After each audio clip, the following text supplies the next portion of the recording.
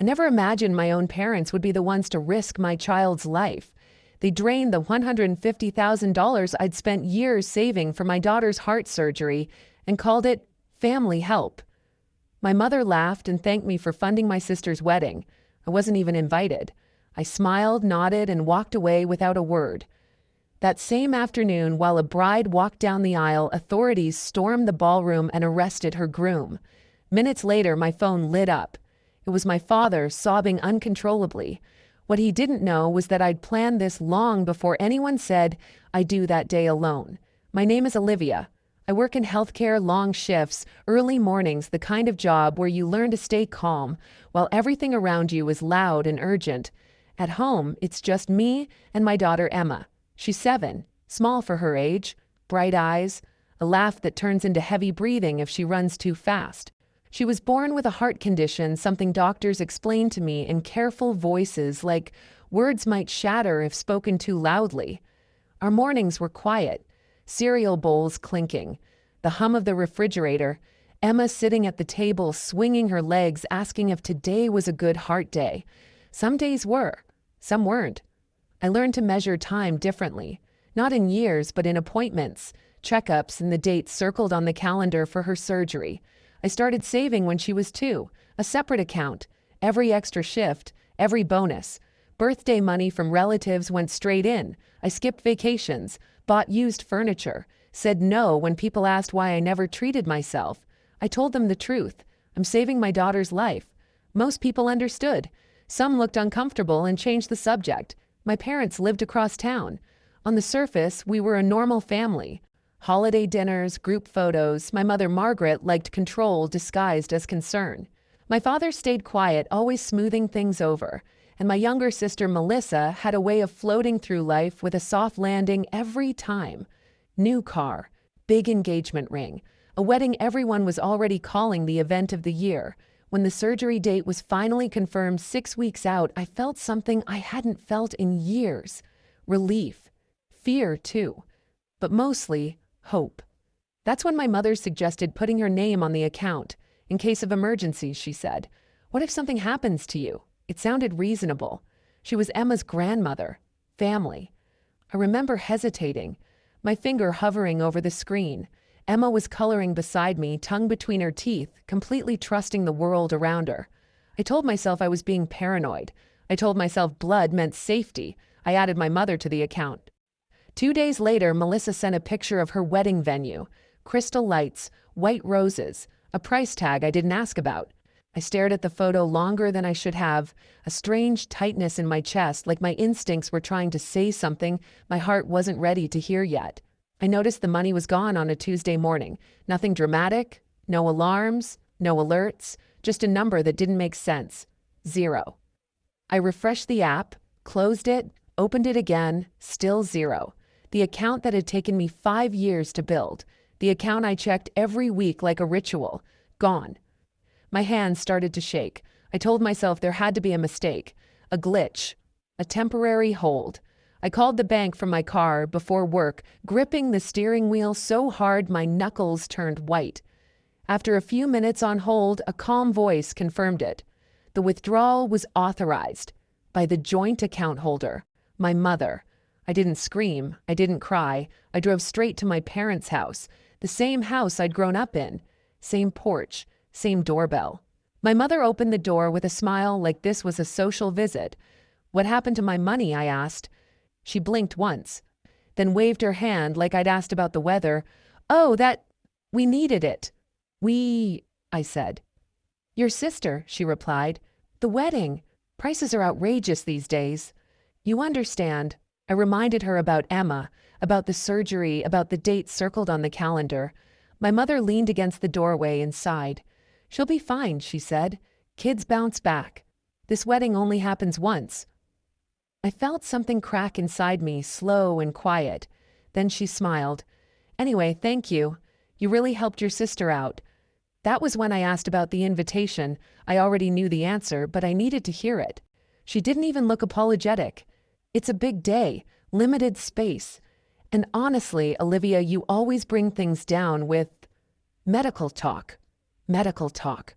That's what she called my daughter's heart condition. I left without another word. Sat in my car for almost half an hour staring at the steering wheel. I didn't go inside to cry. I didn't call anyone to vent. I went home and made Emma lunch like it was any other day. That night, I noticed something else. Melissa had blocked me on social media. No messages, no explanation, just silence, like I'd already been written out of the story. 2 days later, Emma struggled to catch her breath walking up the stairs. I carried her the rest of the way, held her while she slept, listened to the uneven rhythm of her breathing in the dark.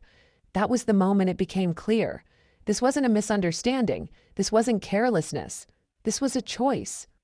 My parents had chosen a wedding over a child. My sister had accepted it without question. And I finally understood something I'd avoided my entire life. If I wanted to protect my daughter, I couldn't rely on family anymore. I needed to rely on the truth. That night, after Emma fell asleep, the house felt louder than usual. The heater clicked on and off. A car passed outside. I sat at the kitchen table, staring at the calendar on the wall. The surgery date was circled in red. 6 weeks had become 4. Her doctor had moved it up after the last visit. We shouldn't wait, he'd said, careful professional. I nodded like I always did. Inside, I was counting hours. I didn't call my parents. I didn't text my sister. I washed dishes, packed Emma's lunch, folded laundry, normal things, survival things. But my mind kept replaying my mother's smile. The way she'd said, "Kids bounce back," like it was a slogan she'd heard somewhere, not a life on the line. The next morning, I sat in my car outside work and finally let myself think clearly. Not emotionally, logically. The account had been drained legally. That meant yelling wouldn't fix it. Begging wouldn't either. I needed options that didn't rely on their conscience. That's when I thought of Derek. My sister's fiancé always made me uneasy, too polished, too eager to talk numbers. I remembered a Thanksgiving dinner years ago when he'd mentioned shipments, delays, money tied up overseas. I'd brushed it off then. Now it stuck. I reached out to someone I barely knew. Tom, a business partner of Derek's I'd met once. We agreed to meet at a small coffee shop in the city. Nothing dramatic. Just 2 people sitting across from each other, hands wrapped around paper cups. He looked tired, nervous. He didn't smile. "I can't keep pretending anymore," he said quietly, "especially after what they did to your kid." He didn't give me details all at once, just enough to understand the shape of it. Questionable payments, bills that didn't line up, money moving in circles that made no sense. He slid a folder across the table. No labels, just paper, numbers, patterns. "I'm not asking you to do anything illegal," he said. "I just don't want to be part of this anymore." I took the folder home and waited until Emma was asleep again. I spread everything out on the table. I didn't rush. I didn't panic. I read, cross-checked, highlighted. What I didn't understand, I researched. What looked wrong, I flagged. By the time the sun came up, I knew 2 things. First, my sister's wedding wasn't being paid for with love or generosity. Second, the truth didn't belong to me alone anymore. I contacted the appropriate authorities and told them exactly what I had. No accusations, no emotions, just facts. They listened. They asked careful questions. They took copies. When they left my house, was quiet again. Emma stirred upstairs, calling my name. I went to her, lifted her into my arms, and felt how light she was. I pressed my cheek to her hair and made myself a promise. Whatever happened next, I would not look away. The morning of the wedding arrived quietly. No alarms, no sirens. Just sunlight slipping through the blinds and the soft sound of Emma breathing in the next room. I lay still for a moment, staring at the ceiling, listening to the house wake up around us. Today was supposed to be a celebration. White dresses, champagne flutes, smiles stretched too wide for photographs. I stayed home. Emma padded into the kitchen in her socks, dragging her blanket behind her. I made pancakes the way she liked them, slightly uneven, with chocolate chips pressed into the batter. She sat at the table, swinging her legs, telling me about a dream where her heart was a clock that finally learned how to tick properly. I smiled and listened, even though my phone sat face down on the counter, buzzing every few minutes. By noon, the messages stopped. That's when I knew the ceremony had started. Across the city, guests were taking their seats. Programs were being passed out. Music was swelling. My mother was probably fussing over details, making sure everything looked perfect. Melissa would be somewhere nearby, nervous and glowing, convinced this was the happiest day of her life. I folded laundry, helped Emma with a puzzle. We watched a cartoon neither of us really paid attention to. I kept glancing at the clock, not with anxiety, but with a strange sense of calm. Everything that could be done had already been done. At 4:27, my phone rang. I didn't answer. It rang again and again. I let it go to voicemail. Emma looked up at me, crayons in her hand. "Aren't you going to pick up?" she asked.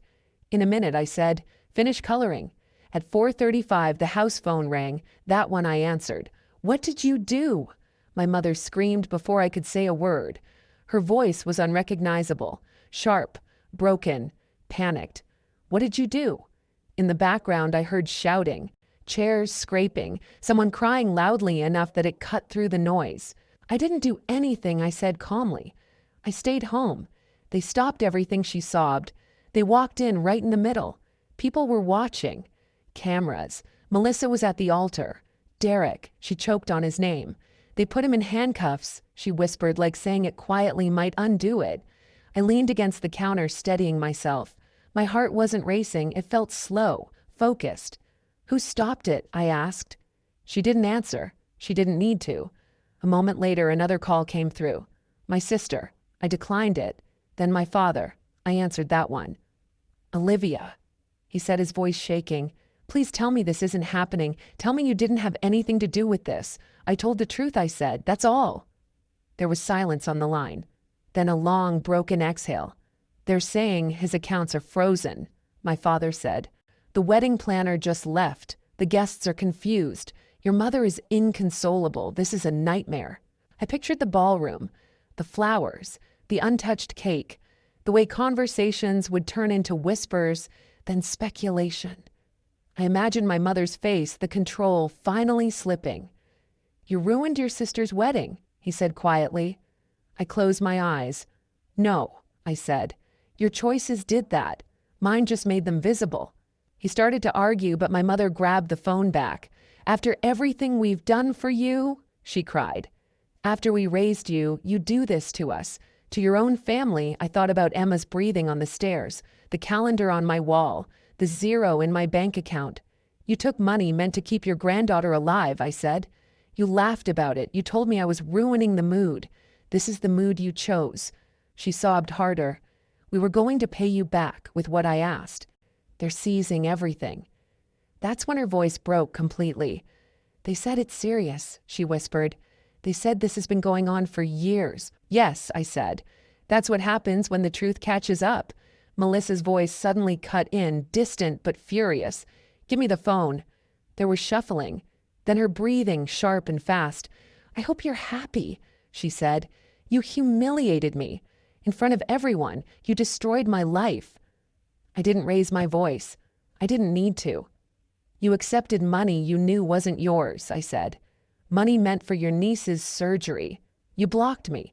You didn't invite us. This didn't start today." She laughed a hollow sound. "You're always so dramatic. It was just money." Something cold settled in my chest. "It was my daughter's heart," I said. "And you spent it on flowers." She didn't answer. In the background, someone announced that everyone needed to leave the venue. I heard heels clicking fast, someone yelling at security, a door slamming. "I can't believe you'd go this far," my mother cried. "How could you be so cruel?" I looked over at Emma, still coloring, her brow furrowed in concentration. "Cruel," I repeated softly. "Cruel is stealing from a sick child and calling it help." I ended the call. The house went quiet again. Too quiet. I stood there for a moment, letting it wash over me. I didn't feel triumphant. I didn't feel guilty. I felt finished.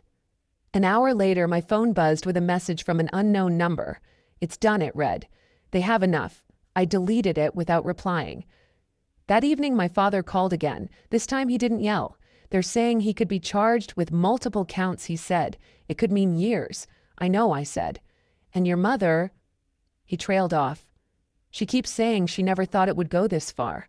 I stared out the window as the sun dipped behind the houses. "It already had," I said. "You just weren't looking." He was quiet for a long time. "What happens now?" he finally asked. "For you," I said. "Or for me, for all of us." I thought about that, about family dinners that would never happen again, about the photos on my parents' walls that would slowly be taken down, about how blood ties stretch until they snap. For me, I said, I take care of my daughter. I hung up before he could respond. That night, after Emma was asleep, I sat alone on the couch. The same couch where I'd once cried quietly, afraid of what would happen if I spoke up. My phone buzzed again, this time a voicemail from my mother.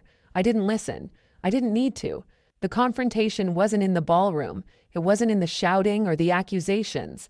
It had happened long before the moment I chose not to look away, and there was no going back. The days after the wedding felt strangely quiet, like the air after a storm finally moves again. There were no more screaming calls, no more accusations, just updates that came through other people, softened, filtered. Derek's accounts were frozen. Everything tied to his business was under review. The venue wanted answers. Vendors wanted payment. The wedding photos were never sent out. The story everyone whispered about wasn't romance anymore. It was consequences. My father called once, voice low and tired.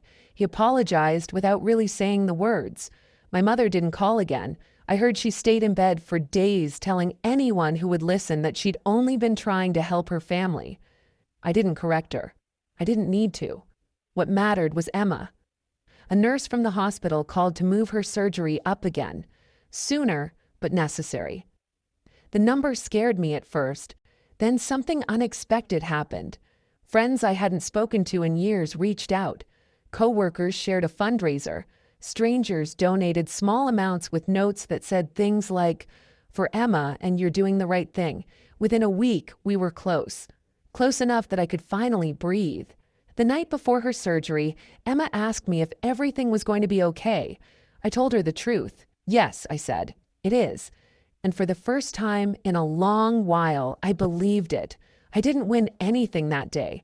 I lost the illusion that blood automatically means love. But I kept what mattered. My daughter, her future, my peace. I learned that protecting your child isn't betrayal. It's courage. And sometimes the hardest boundaries are the ones that save lives. If this story hit close to home, you're not alone. Share your thoughts in the comments. And if you want more real stories about family betrayal and quiet justice, subscribe so you don't miss what comes next.